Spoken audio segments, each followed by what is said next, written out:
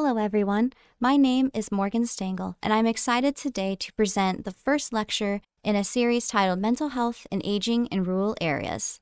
I am currently a second-year PhD social work student here at the University of Iowa, and I am working with Dr. Nadia Saba Steinberg on this topic and presenting topics related to mental health for older adults living in rural areas. First, I will be going over the 4Ms, which is a framework in the age-friendly systems.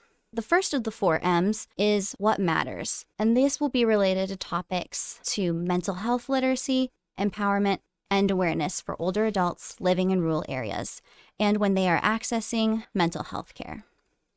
I will also be giving an overview of mental health for rural older adults, the overall landscape of what does mental health look like for older adults living in rural areas. Next, I will then be discussing mental health care in rural areas and the barriers to mental health care in rural areas. Finally, we'll be ending this presentation with recommendations based on the topics that we will discuss in this lecture. So first, I wanted to give an overview of the 4Ms of the age-friendly systems. This was developed by the Institute for Healthcare Improvement. It follows an essential set of evidence-based practices to cause no harm and will align to what matters to older adults and their family and other caregivers. It will also work to identify areas that can better support older adults, such as in areas of medication, mentation, and mobility. This is a shift in care, and it will be focusing on what is the values of the older adults when they are seeking healthcare services and working with healthcare providers. And in this lecture, I will be discussing specifically what matters to older adults. And finally, the 4Ms are relevant regardless of an older adult's individual diseases.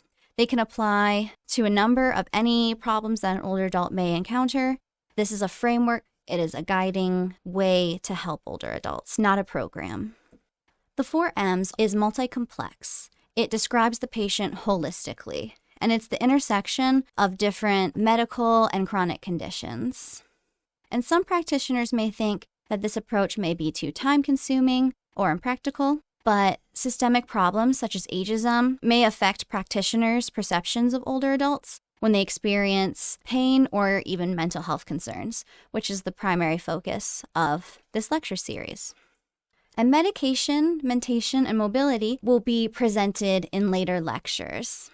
So first, what matters to older adults? Knowing and aligning care with each older adult's specific health outcomes and goals and their care preferences, this is what matters. It is not just focused on end-of-life care, but across all settings of care, and especially for mental health, which we will be talking about. So, what matters to older adults? It can cover end-of-life hospice care. It can also focus on the economic priorities that older adults may have and their family concerns. It can also be the values that older adults have, such as wanting to age in place, independence, and being connected to their families and friends as they age. What matters can include the empowerment of older adults. There is a growing emphasis on self-care. Educating older adults about their symptoms and encouraging self-care has been shown to be effective in increasing quality of life and reducing unnecessary medical costs. It's very important to note that fostering a sense of dignity and choice is vital for older adults, with both physical and mental health care. It's also important to think about the cost of services and resources as an aspect to empowerment. If older adult may not be able to afford a certain treatment or a service, that can definitely reduce their ability to decide what they want to do with their treatments. And what in turn affects older adults' empowerment. Many older adults believe I should not need help. And some older adults may not even know about the logistics involved in engaging with mental health services, cost, availability, the accessibility of services. And also, many older adults will only learn about mental health issues, such as anxiety and depression, and then in turn learn about mental health care after experiencing symptoms themselves. Other commonly reported barriers for older adults accessing mental health care could be cost, not knowing where to go, the distance between them and accessing those cares, those services. There may also be mistrust of mental health providers, not even thinking treatment would help. There could be stigma. An older adult may not want to talk with a stranger about private matters such as mental health. Older adults in rural areas, in particular, are also less likely to engage with mental health services. A lot of the time, older adults living in rural areas may have a perception of mental health care is something I may not need. It's only for the younger generation. It's not a helpful or practical thing, or my family has never needed it before. Therefore, there could also be a lack of knowledge about mental health services. A lack of mental health practitioners in rural areas is also a commonly reported barrier.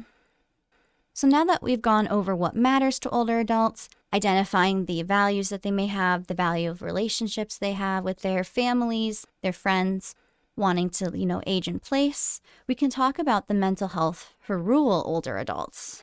So I have some diagnosis rates from 2015 of older adults living in rural areas. One of the more common issues finding mental health statistics for older adults in rural areas, it's not as easy to access or find compared to older adults, perhaps living in urban areas.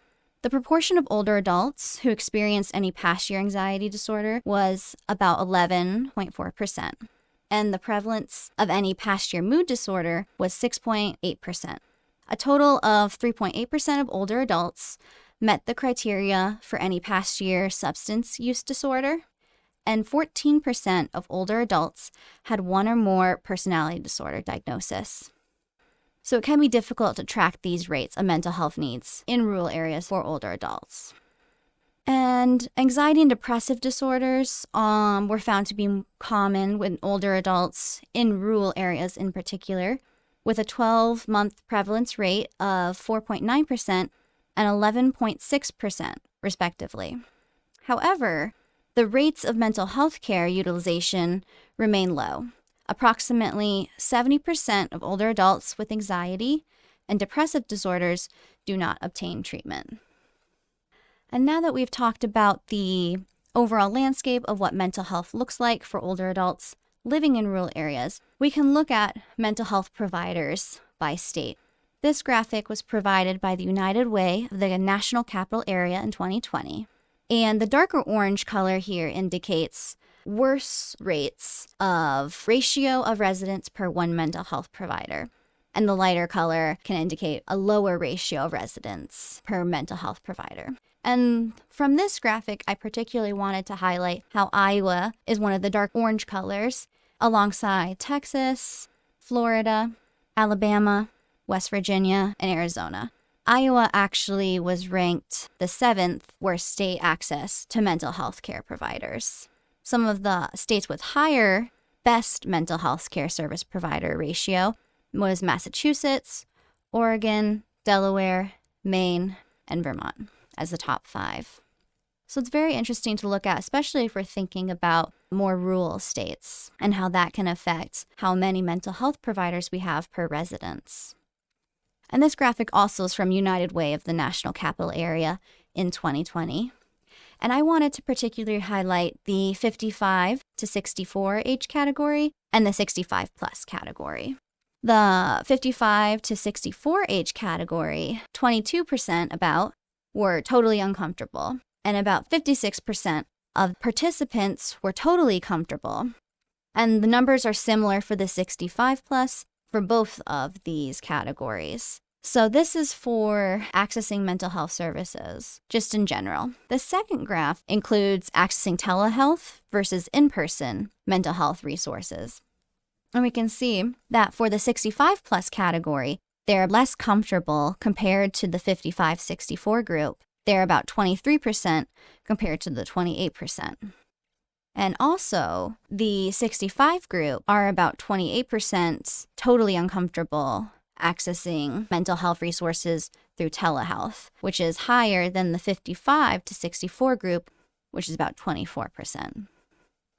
So now that we've talked about the overall landscape of what mental health access looks like in the United States for older adults living in rural areas, we can think about the awareness piece. How do older adults become aware of mental health services? And these two quotes here provide some information on how they're becoming aware of mental health services while living in rural areas.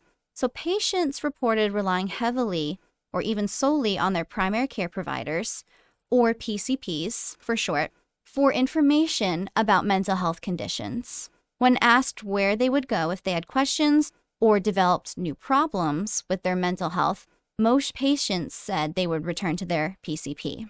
Also, rural social networks such as family and friends and public advertisements also provided avenues for older adults to seek and access mental health services. And what are these two quotes indicating from this article in 2019? It is indicating that older adults living in rural areas value their relationships with their social support and with their primary care providers. There's a feeling of trust, of security with their social support and their primary care providers. Therefore, they may be more likely to report having mental health concerns, mental health problems to people that they trust. And that can tie back to the What Matters piece earlier in this lecture when we're thinking about what do older adults value in their own lives. And very typically it can be their families, their friends, the relationships that they have. So there's also barriers to mental health care that we have to consider, especially for older adults living in rural areas. Of course, in rural areas, there is a lot more distance to travel or to overcome to reach services, especially if older adults perhaps are living alone in more isolated areas. So first, we're going to talk about the ability to perceive, which can include health literacy and health beliefs. We briefly touched upon stigma as a barrier to reach mental health care services. If there is some beliefs that I should not need help, an older adult in a rural area may not seek mental health services. If they're not aware of mental health services and they're not sure who to go to, perhaps they go to their primary care provider to receive that health literacy education. We talked briefly with the ability to seek, with the personal and social values, culture. What is this older adult valuing in their life? Who do they value in their life? In later lectures, we'll be talking about the ability to reach, which can include mobility, which is a 4M, transport, distance, things like that. So social support can play a role in accessing mental health care. If an older adult, say in a rural area, does not have a strong social support network, this may be more of a barrier for them than it is for an older adult who does have a strong social support. Also, we talked about the ability to pay. Cost can be an important barrier to consider for older adults. And then this empowerment piece and ability to engage, we really discussed in this lecture. So overall, primary care providers can be a way to overcome these barriers in this awareness piece, this empowerment piece. Primary care providers have become one of the most important sources for education and information for patients. As the patients that we talked about in the previous quote, they often rely on their primary care providers for these type of awareness piece of what does mental health care look like? Do I need it? So overall, these barriers are important to look at for mental health care access. So this slide here is from the 2015 article that we discussed earlier about older adults' mental health overall in rural areas. And this also echoes the previous slide with the importance of considering different barriers for older adults when they're working on identifying what they value and if they are able to access mental health care, or even if they're aware of mental health care. So we have cost, overall just not sure where to go. The distance is very important. Transportation, the need for care for family member. Other barriers could be the personal belief that we talked about, that an older adult, they should not need help with these mental health concerns. There could be that overall mistrust of mental health providers, and also the desire to not want to talk about private matters with a stranger.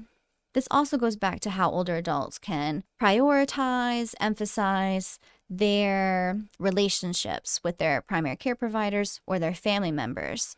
They may feel more connected to their family members, their primary care provider, and have that trust to be able to talk about their mental health concerns. embarrassment, the stigma, those are all important personal barriers to think about. So now that we have talked about what matters to older adults and what does their mental health look like, what does mental health care access look like, and finally, what are the barriers that they encounter, we can think about recommendations to further assist older adults and increasing awareness on mental health issues. For family members, this is an important piece. Family members can be a very influential part of this older adult's life. The older adult may feel there's trust to be able to talk about if they're feeling more anxious or depressed. And these family members can then help their older adult loved one find resources, connect to someone who can help them with their mental health issues. For primary care providers, we'll be talking about this even more in later lectures. But primary care providers themselves are a great way to increase awareness on mental health issues for older adults because of that established relationship and trust that they have. Therefore, education for primary care providers, providing up-to-date research for primary care providers, that can assist them in helping their older adult patients if their older adult patients are bringing their mental health concerns to them. Also, attracting more mental health professionals to rural areas can also help increase awareness and also increase access.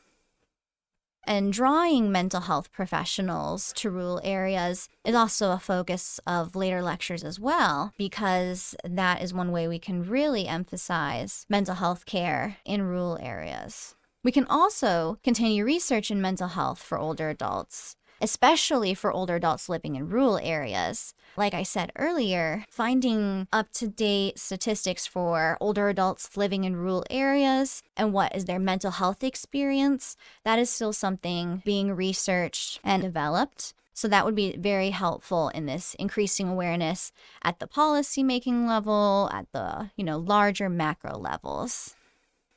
This is very important to think about because the population overall, there is an aging trend. As baby boomers get older, we'll have more older adults living in urban areas, but also in particular in rural areas. And then how can we increase health literacy for older adults living in rural areas? This can be through websites, brochures, outreach, communication. So this way we can make that research we've been talking about more accessible. And now, in our next lecture, we will be discussing specifically depression and suicide for older adults, primary care providers, stigma more in depth, and also medication, which is part of the 4Ms framework. So this will be the next lecture we'll be talking about, and I'm looking forward to seeing you all back. Thank you.